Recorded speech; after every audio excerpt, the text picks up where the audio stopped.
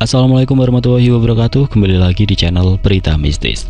Untuk kisah kali ini masih ada lanjutan dari kisah yang sebelumnya, sebuah kisah perjalanan Warijan, kisah yang ditulis oleh Untung Prasetyo. Dan untuk kali ini berjudul Menyelamatkan Sulastri. Sebelum kita lanjut ke ceritanya, tekan dulu tombol like video ini dan jangan lupa tekan juga tombol subscribe channel ini. Nyalakan juga lonceng notifikasinya agar tidak ketinggalan cerita-cerita lainnya. Dan seperti apa untuk lanjutan dari kisah ini? Langsung saja kita masuk ke ceritanya.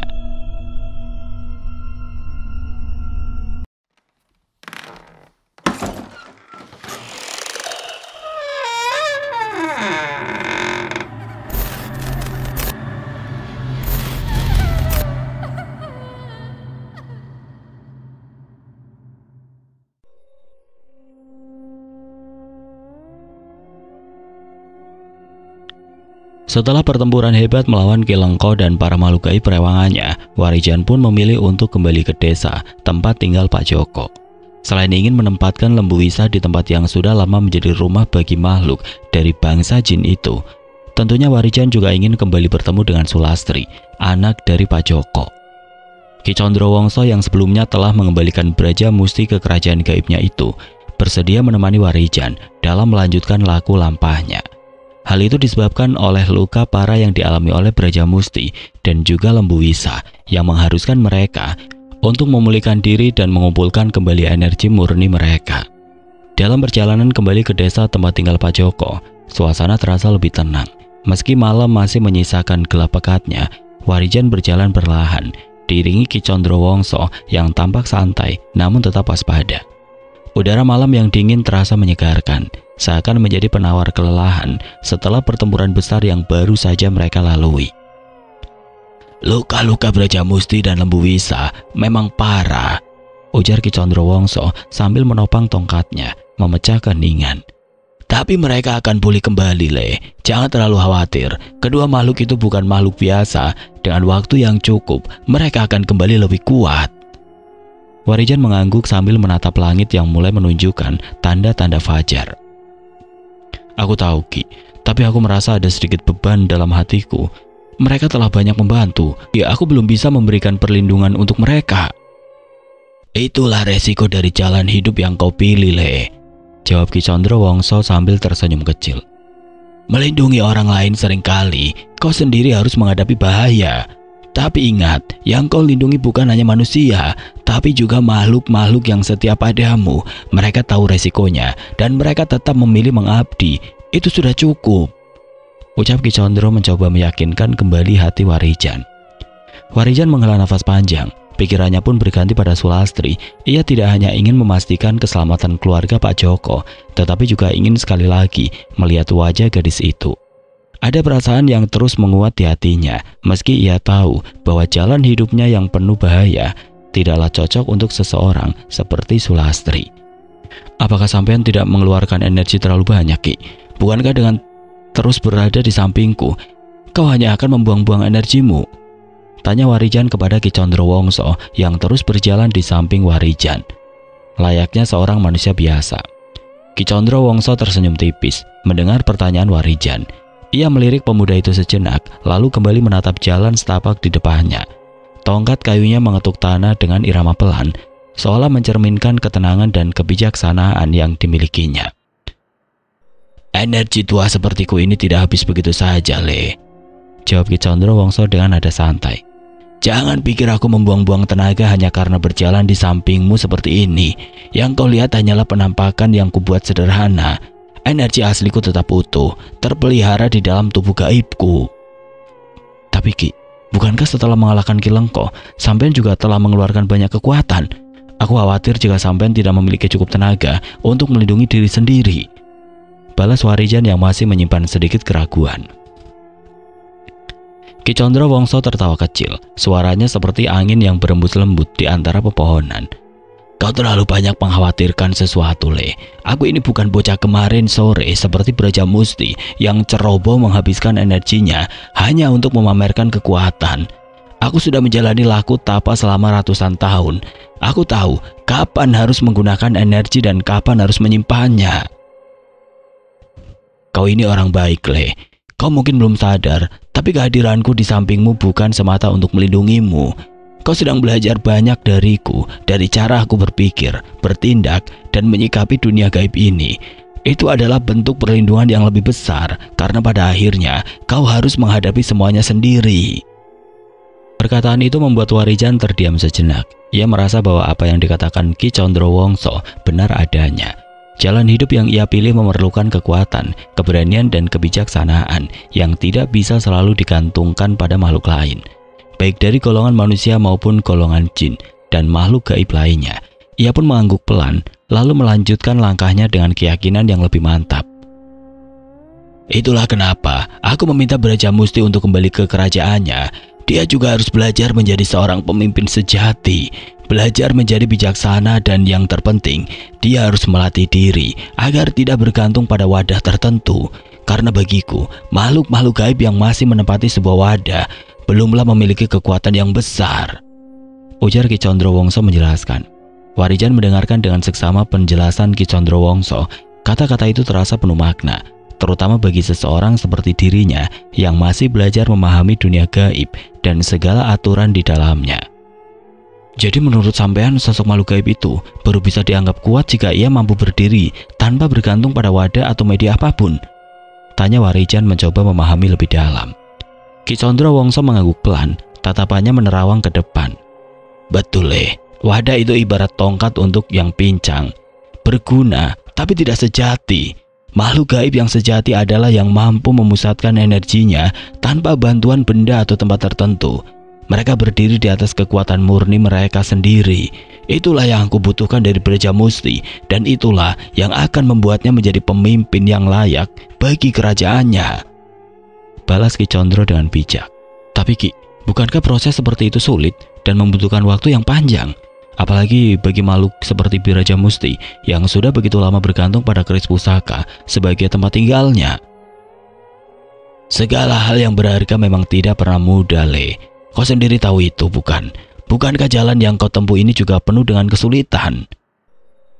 Balas Ki Condrowongso sambil tersenyum, yang di kedua matanya menyiratkan kebijaksanaan yang dalam. Warijan terdiam sejenak. Mengakui kebenaran ucapan itu, ia menghela nafas panjang sambil terus melangkahkan kedua kakinya menapaki jalan yang sebelumnya telah dia lalui. Benar Ki, tapi aku yakin jika Brajamusti memiliki keinginan untuk belajar, dia pasti bisa mencapainya, ucap Warijan yang pikirannya kembali kepada sosok makhluk gaib perewangannya itu.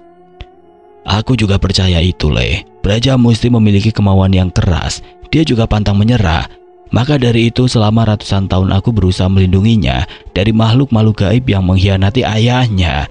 Aku terus mencegah para pasukan kerajaan memasuki wilayah di mana Brajamusti dan para sahabat setianya berada. Warijan tertegun mendengar penuturan Ki Condrowongso. Perasaan hormatnya terhadap sosok tua yang bijak itu semakin dalam. Jadi selama ini sampean menjaga Brajamusti dengan resiko yang begitu besar, Ki? Tanya Warijan yang terkejut mendengar penuturan dari Ki Condrowongso itu. Benar, walau hubunganku dengan ayahnya tidak terlalu baik, tapi aku berjanji untuk menjaga Brajamusti, bukan sekedar menjaga keselamatannya, melainkan juga melindungi masa depannya. Dia masih muda, ambisinya besar, dan seringkali emosinya meluap-luap. Itu yang membuatnya membutuhkan sosok yang lebih bijaksana, dan saat ini di kerajaannya, Brajamusti sudah mendapatkan sosok yang tepat. Karena ibunya pasti akan mengajarinya tentang kesabaran dan kebijaksanaan dalam berpikir. Warijan tersenyum kecil, mengingat sifat Brajamusti yang kadang keras kepala. Sosok makhluk gaib dengan pakaian perang itu belum mampu memperhitungkan kekuatannya dan juga kekuatan lawannya.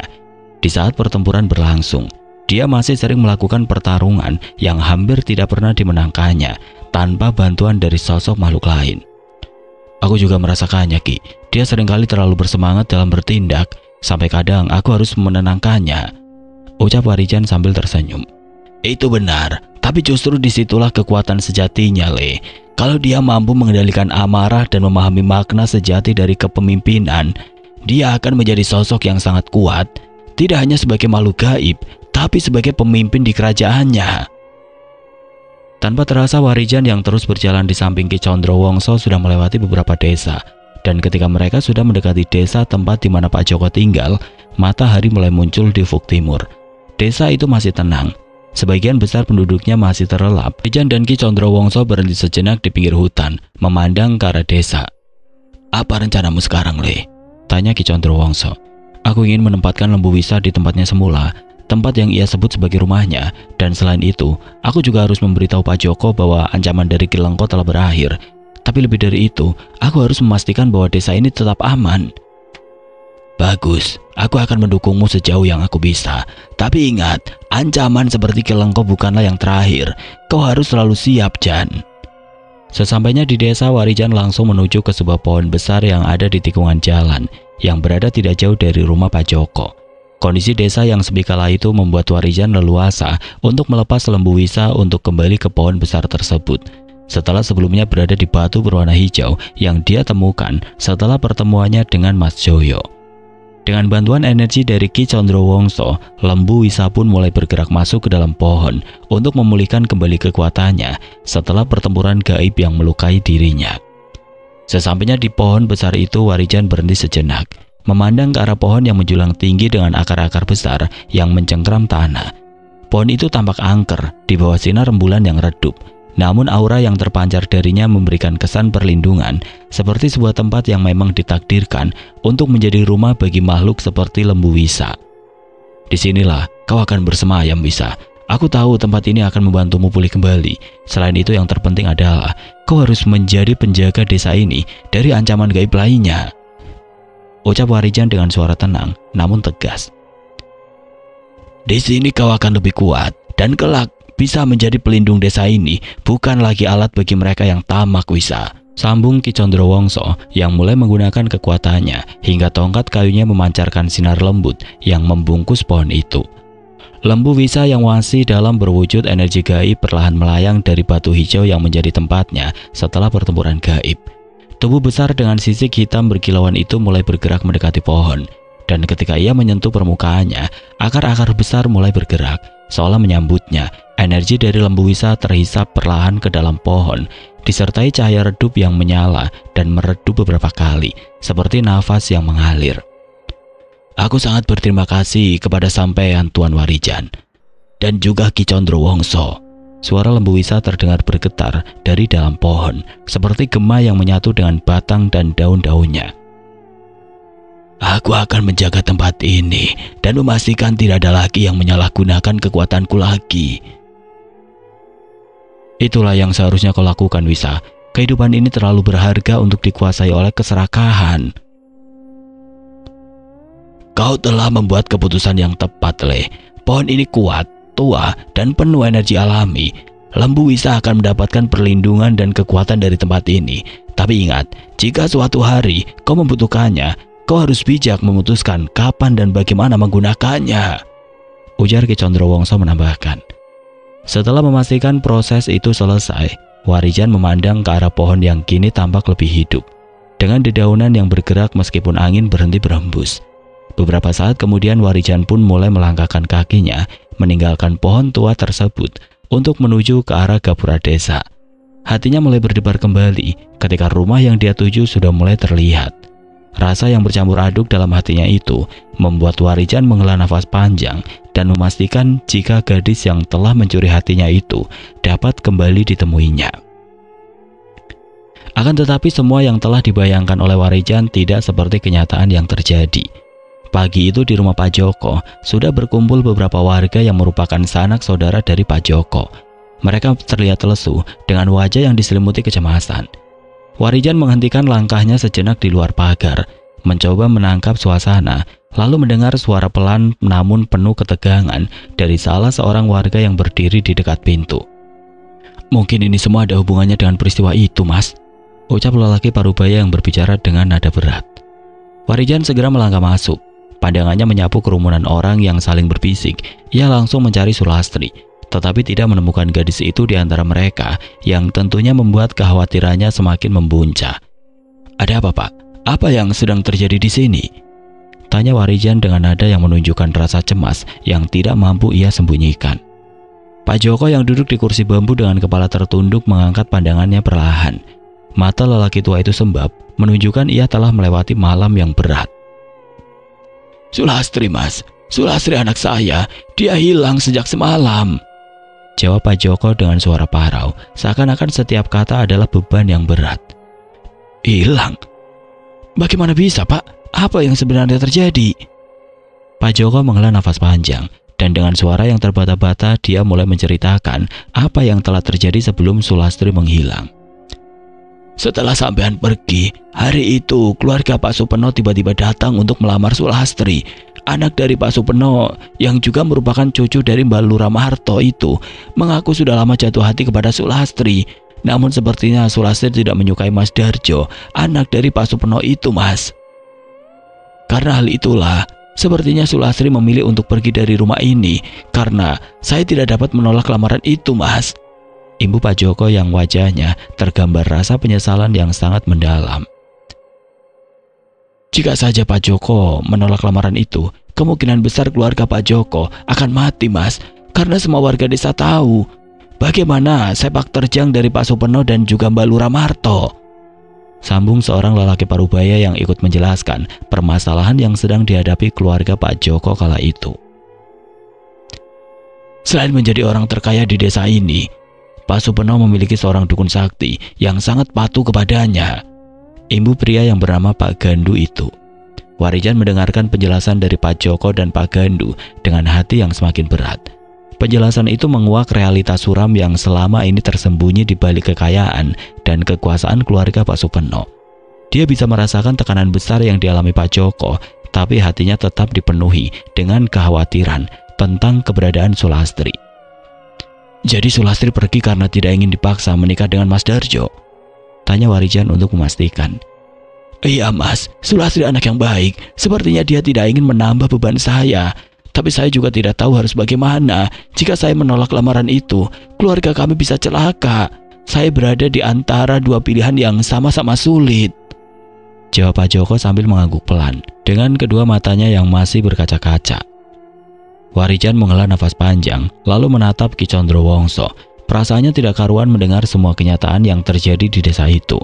Warijan yang sudah mendengar nama Pak Supeno dan juga Mbah Lura Marto, serta dukun sakti yang telah dikalahkan oleh Ki Condrowongso itu, mulai memikirkan cara untuk mencari keberadaan Sulastri. Dan dia pun berharap jika Sulastri dapat segera ditemukan. Warijan pun sebenarnya ingin mengatakan jika sosok dukun yang dimaksud oleh Pak Joko dan Pak Gandu itu sebenarnya sudah tewas. Namun Warijan urung mengatakannya karena dia ingin mencari tahu lebih banyak tentang keluarga Mbak Lura Marto serta anaknya yang bernama Supeno dan cucunya yang bernama Darjo. Warijan terdiam sejenak, membiarkan pikirannya berputar cepat sambil mempertimbangkan langkah-langkah berikutnya. Dia tahu dengan tewasnya Ki Lengko setidaknya satu ancaman besar telah hilang. Namun keluarga Pak Supeno dan Mbah Lura Marto masih menjadi sosok yang menebar ketakutan di desa ini, bahkan tanpa bantuan dukun sakti itu. Warijan menyadari bahwa menghentikan mereka memerlukan perencanaan yang matang. Apakah ada foto Sulastri Pak? Kalau ada boleh saya pinjam sebentar. Pinta Warijan yang akan meminta Ki Condro untuk mencari gadis yang sedang mengalami nasib buruk itu. Oh ada mas, sebentar biar diambilkan istri saya. Balas Pak Joko yang tahu jika Warijan akan membantu keluarganya mencari Sulastri dengan caranya.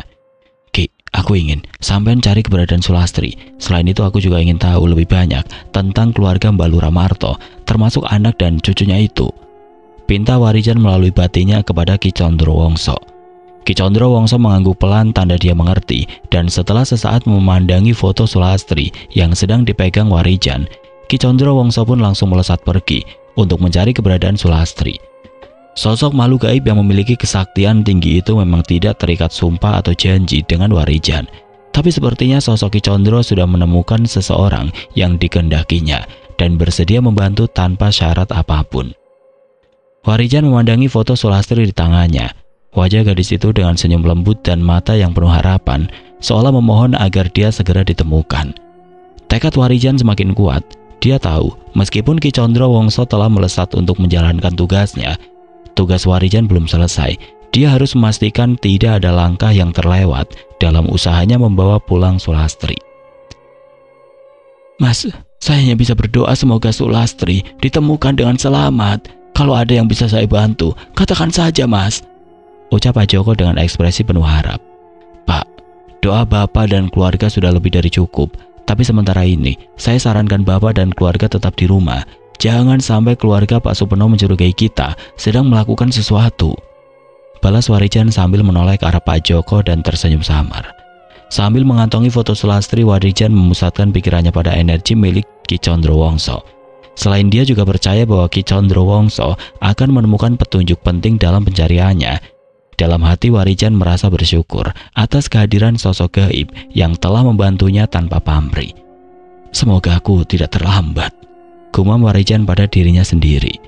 Sementara itu Ki Condrowongso melesat di antara dimensi gaib, menelusuri jejak-jejak samar yang mungkin mengarah pada keberadaan Sulastri. Tongkat kayu yang menyala terang di genggamannya menjadi petunjuk jalan sekaligus perisai dari energi-energi negatif yang mencoba menghalangi langkahnya. Kabut tebal dan kegelapan yang menyelimuti alam gaib seolah tunduk pada kehadiran sosok tua itu. Jejaknya ada di sini, gumam Ki Condrowongso sambil memusatkan pandangannya ke arah aliran energi yang terasa semakin jelas. Energi itu berpendar lembut, bercampur dengan jejak-jejak keberadaan makhluk gaib lain. Meski samar, Ki Condrowongso mengenali aura manusia yang tidak biasa di antara itu. Dan sepertinya dia menemukan sebuah tanda yang ia yakini berasal dari Sulastri. Langkahnya berhenti di depan sebuah lembah sunyi di alam gaib. Tempat energi itu terkonsentrasi. Pohon-pohon besar di sekelilingnya tampak menyeramkan, dengan akar-akar yang mengulur seperti hendak menjebak siapa saja yang lewat. Ki Condrowongso mengetukkan tongkatnya ke tanah, menciptakan gelombang energi yang merambat ke seluruh lembah. Siapa yang berani menyembunyikan gadis itu di sini? Seru Ki Condrowongso dengan nada tegas. Dari dalam bayangan gelap di tengah lembah muncul makhluk besar bertubuh hitam legam dengan mata merah menyala. Makhluk itu menggeram rendah tetapi tidak bergerak mendekat. Sebaliknya, ia berdiri seperti penjaga pintu, menghadang siapa saja yang berani masuk.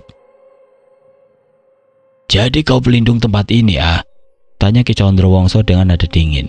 Kalau begitu biarkan aku lewat, atau aku akan membuatmu menyesali keputusanmu. Imbu sosok tua yang memiliki kesaktian tinggi itu. Makhluk itu tidak menjawab, melainkan mengeluarkan suara geraman yang menggema di seluruh lembah. Ki Condrowongso menyadari bahwa pertempuran tidak terhindarkan. Ia merapalkan mantra pelindung sambil bersiap menyerang. Tongkatnya berkilauan dengan kekuatan gaib, siap menghancurkan setiap halangan yang berdiri di antara dirinya dan jawaban yang sedang ia cari. Sementara itu di dunia manusia, Warijan duduk bersila di sebuah ruangan yang telah disediakan oleh Pak Joko.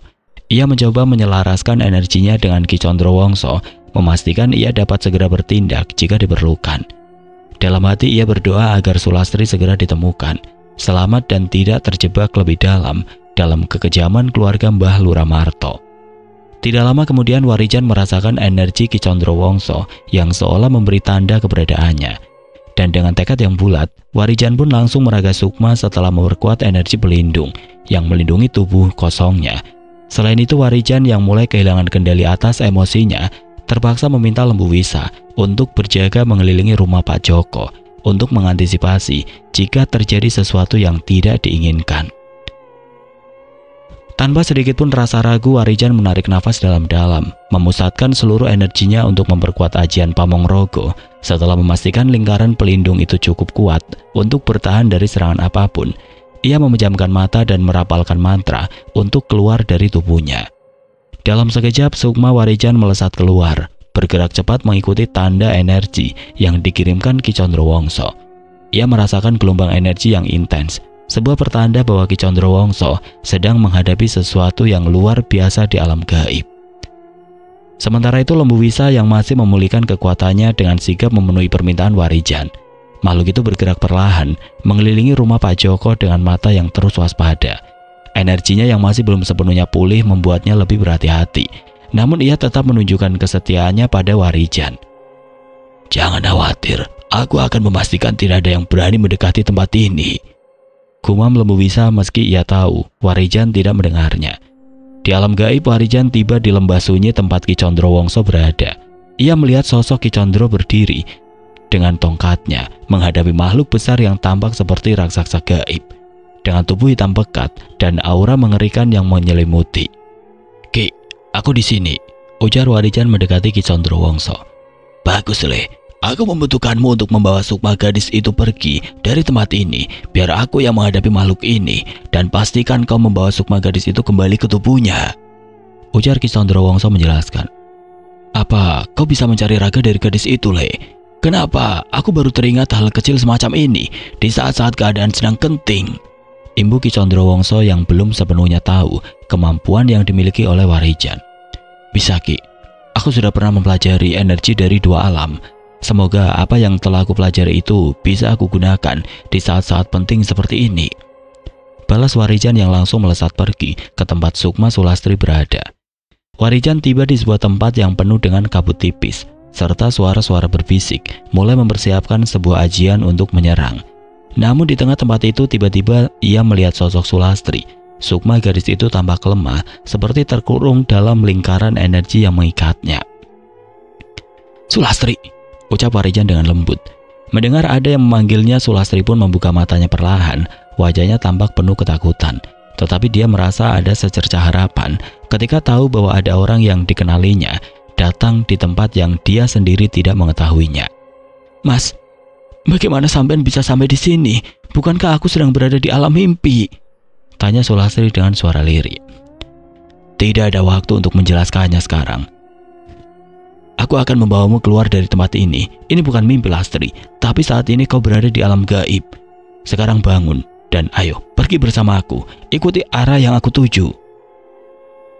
Pegang tanganku, ucap Warijan sambil mengulurkan tangan. Sulastri meraih tangannya dan energi keduanya menyatu. Sulastri mengangguk meski masih terlihat ragu. Warijan mengangkat tangannya, merapal mantra yang pernah dipelajarinya untuk menyelaraskan energi dua alam. Lingkaran energi di sekitar Sulastri mulai bergetar dan memudar perlahan.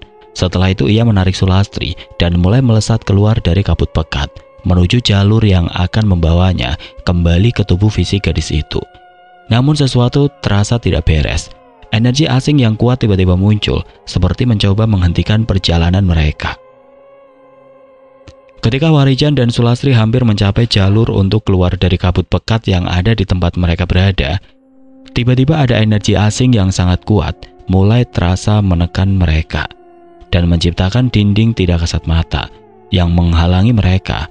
Energi itu terasa dingin dan menusuk, yang mengisyaratkan kehadiran makhluk gaib lain yang jauh lebih kuat dibandingkan perewangan Ki Lengko yang telah dia hadapi sebelumnya.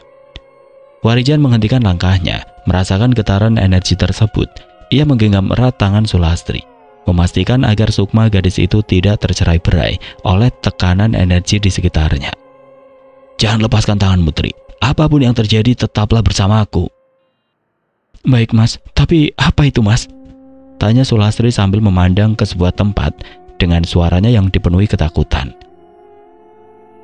Sepertinya penjaga alam gaib ini tidak akan membiarkan kita pergi dengan mudah, jawab Warijan sambil memfokuskan pikirannya. Tidak mau menunggu, Warijan pun mulai merapalkan mantra untuk menciptakan pelindung energi yang lebih kuat di sekeliling mereka. Lingkaran bercahaya muncul, melindungi mereka dari tekanan yang semakin besar. Tidak lama kemudian tiba-tiba sosok besar dengan tubuh seperti kabut hitam muncul dari kegelapan. Matanya bersinar merah dan auranya memancarkan kemarahan. Suaranya menggema seperti guru. Warijan berdiri tegak, tidak menunjukkan rasa gentar. Ia menyadari bahwa makhluk ini bukanlah lawan yang bisa ia remehkan, namun ia tahu bahwa menyerah bukanlah pilihan. Ia menghunus energi ajian Pamongrogo, menciptakan tombak cahaya di tangannya. Tanpa peringatan, makhluk itu menyerang, mengayunkan cakarnya ke arah Warijan dan Sulastri. Warijan dengan cepat melompat ke samping, membawa Sulastri bersamanya. Tombak cahaya yang ada di tangannya bersinar lebih terang saat ia mengarahkannya ke makhluk itu dan melepaskan serangan ajian Pamongrogo. Ledakan energi terjadi, menerangi kabut gelap sejenak, namun makhluk itu hanya mundur sedikit dan bahkan terlihat semakin marah. Sial, dia lebih kuat dari yang kuduga, gumam Warijan dalam hatinya. Ia tahu bahwa ia harus mengulur waktu hingga Ki Condrowongso menyelesaikan pertarungannya dan datang membantunya. Tapi ia juga sadar setiap detik yang berlalu adalah ancaman besar bagi keselamatan Sulastri. Dengan nafas berat, Warijan pun kembali memperkuat energinya dan bersiap untuk menghadapi serangan dari makhluk gaib penjaga tempat tersebut. Akan tetapi Warijan merasa lega setelah dia merasakan energi dari Ki Condrowongso datang mendekat ke arahnya. Dan tanpa menunggu perintah dari Warijan, Ki Condrowongso langsung melesatkan energi murninya yang seketika itu juga membelah makhluk gaib yang berwujud kabut itu. Hingga terdengar suara geraman yang memekakan telinga. Warijan yang tahu jika Ki Condrowongso dapat menyelesaikan pertarungannya sendiri, kembali melesat pergi untuk membawa Sukma Sulastri ke tubuhnya yang ada di sebuah tempat. Setelah berhasil membawa Sukma Sulastri keluar dari alam gaib, Warijan pun mulai mencari energi dari tubuh gadis pujaan hatinya tersebut. Dan tidak lama kemudian, Warijan bersama Sukma Sulastri melesat ke sebuah rumah yang diyakininya menjadi tempat keberadaan tubuh Sulastri. Di sebuah ruangan sederhana yang diterangi cahaya temaram, tampak tubuh Sulastri terbaring dengan lemah di atas dipan kayu, dikelilingi beberapa benda yang tampaknya merupakan alat ritual yang digunakan oleh dukun kepercayaan keluarga Supeno. Aroma dupa yang menyengat memenuhi udara, namun Warijan tidak peduli. "Ini saatnya," gumamnya sambil meminta kepada Sukma Sulastri untuk memejamkan matanya. Setelah merapalkan mantra khusus yang menghubungkan Sukma Sulastri dengan raganya, Warijan pun mulai menyelaraskan energi dari keduanya. Lingkaran energi berwarna putih muncul yang menghubungkan tubuh fisik Sulastri dengan Sukma yang dibawa Warijan. Dan beberapa detik kemudian tubuh gadis itu bergetar perlahan, seiring dengan Sukma yang mulai menyatu kembali. "Sebentar lagi, Tri," ucap Warijan lirih dengan keringat yang mengucur deras di dahinya. "Bertahanlah, Tri." Mas Warijan," ucapnya lemah sambil mengarahkan pandangannya ke sekitar ruangan yang dipenuhi dengan perlengkapan ritual tersebut.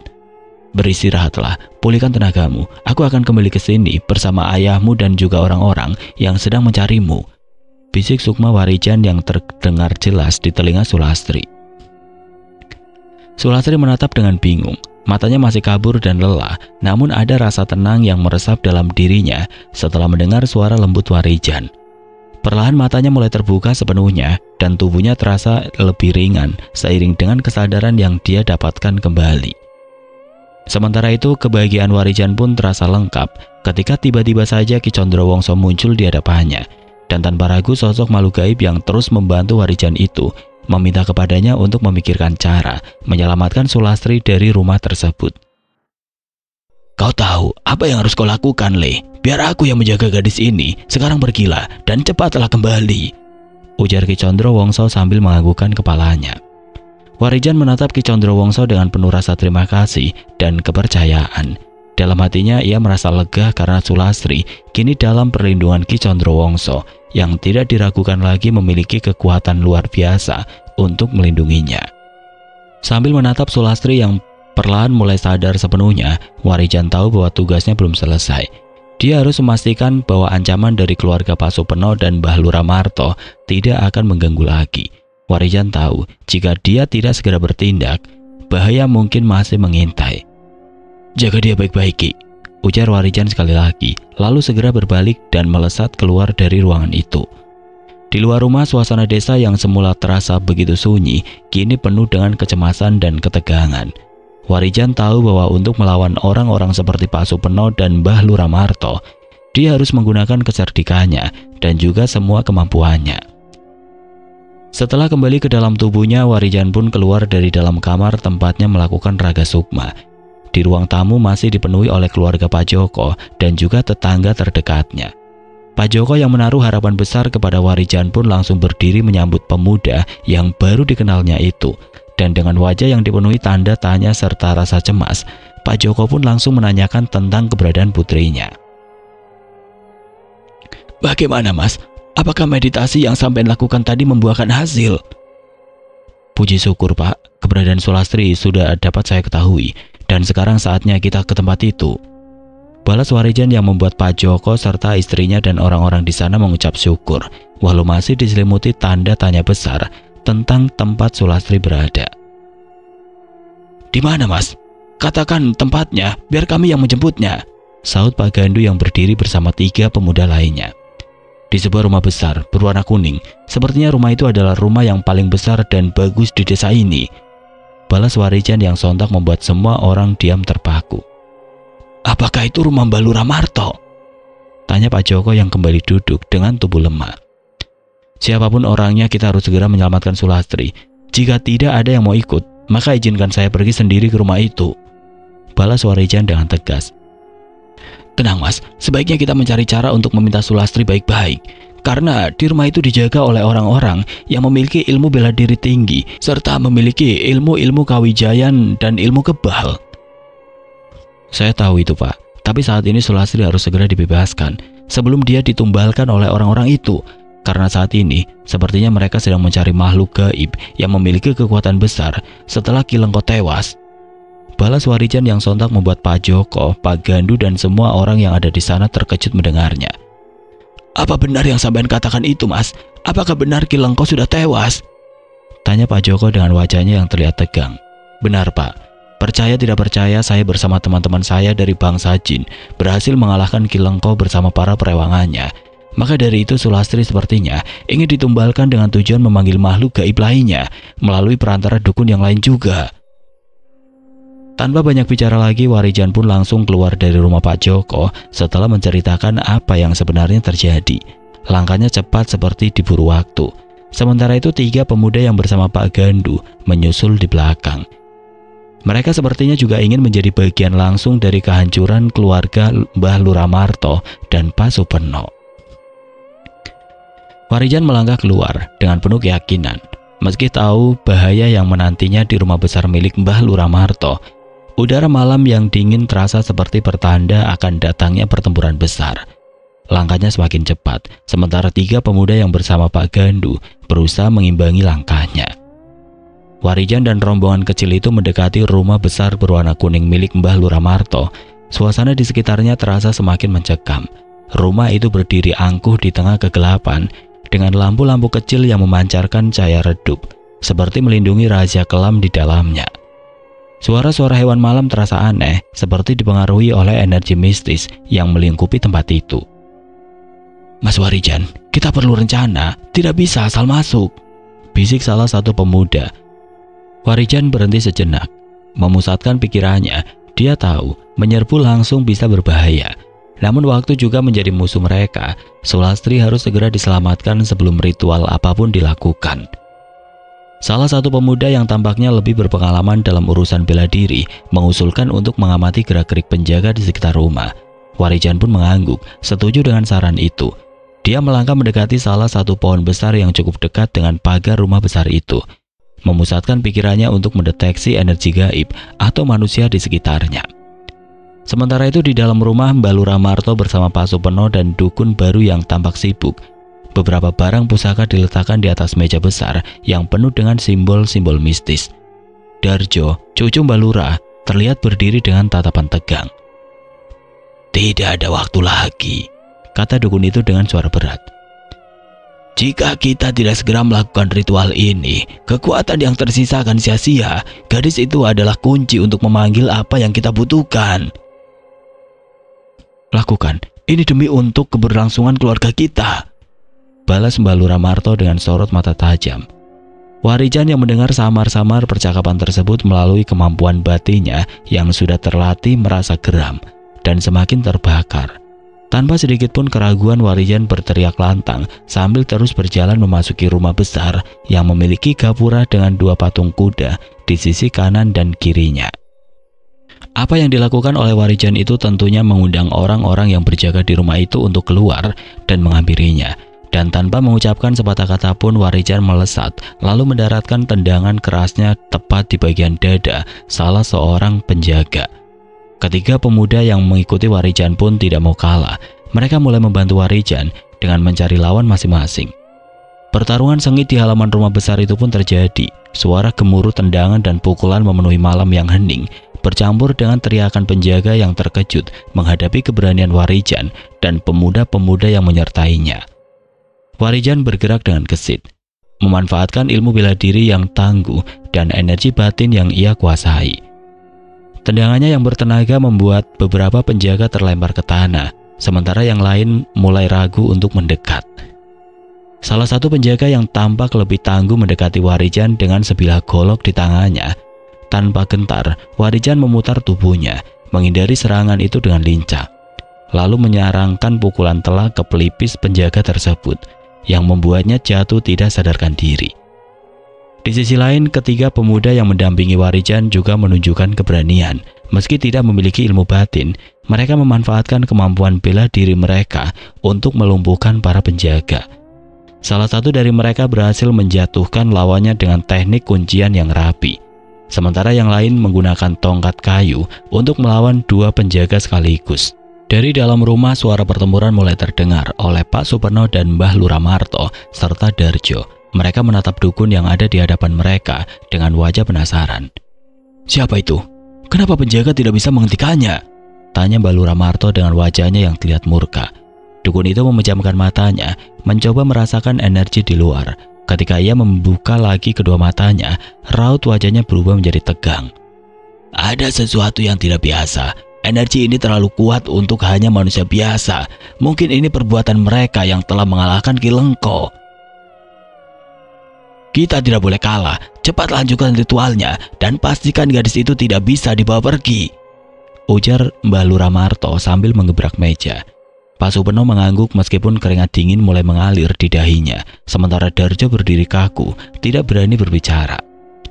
Setelah dapat melumpuhkan beberapa penjaga, Warijan berhenti sejenak untuk memeriksa situasi. Dan sesaat kemudian, Warijan meminta ketiga pemuda itu untuk berjaga di halaman rumah itu. Sementara Warijan mulai bergerak masuk ke dalam rumah besar itu. "Hati-hati mas, kami akan mengurus sisanya di sini," ucap salah seorang pemuda yang bertubuh tinggi besar dan tegap. Warijan mengangguk, lalu berlari menuju pintu utama rumah besar itu. Ia mengayunkan kakinya dengan kuat, mendobrak pintu hingga terbuka lebar. Dengan tatapan tajam ia melangkah masuk, bersiap menghadapi apapun yang ada di dalam. Sambil mencari keberadaan Sulastri, Warijan terus waspada, karena saat itu dia sudah berada di rumah orang yang paling ditakuti di desa itu. Namun tidak lama kemudian, sosok Ki Condrowongso muncul dari balik pintu sebuah ruangan. Warijan menghentikan langkahnya, tatapannya penuh tanda tanya saat melihat Ki Condrowongso yang muncul dengan tenang dari balik pintu tersebut. Sosok gaib itu terlihat tidak terganggu dengan apapun.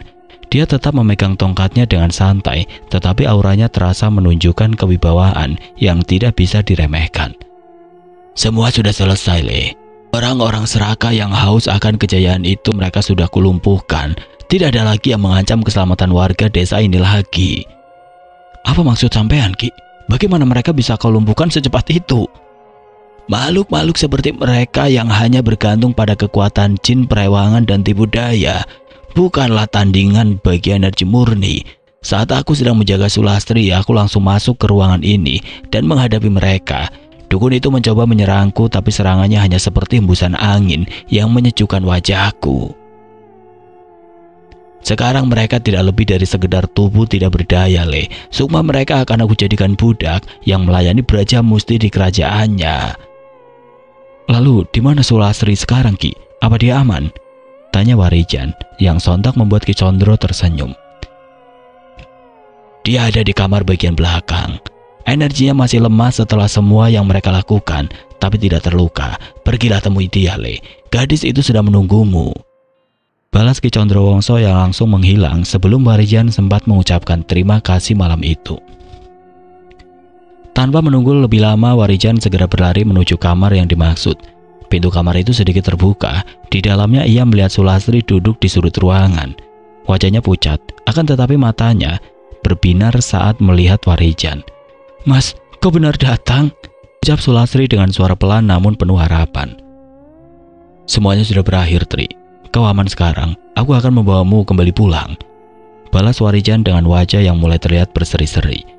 Warijan mengulurkan tangannya menggenggam tangan Sulastri dengan lembut dan membawanya keluar dari rumah besar yang dipenuhi dengan benda-benda bertua.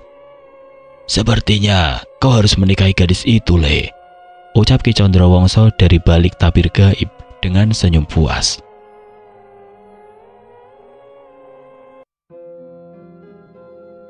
Oke teman-teman, sekian untuk kisah kali ini. Bagaimana menurut kalian tentang kisah ini? Tulis komentar kalian di kolom komentar. Dan buat teman-teman yang baru bergabung, jangan lupa untuk like, komen, share, serta subscribe channel ini.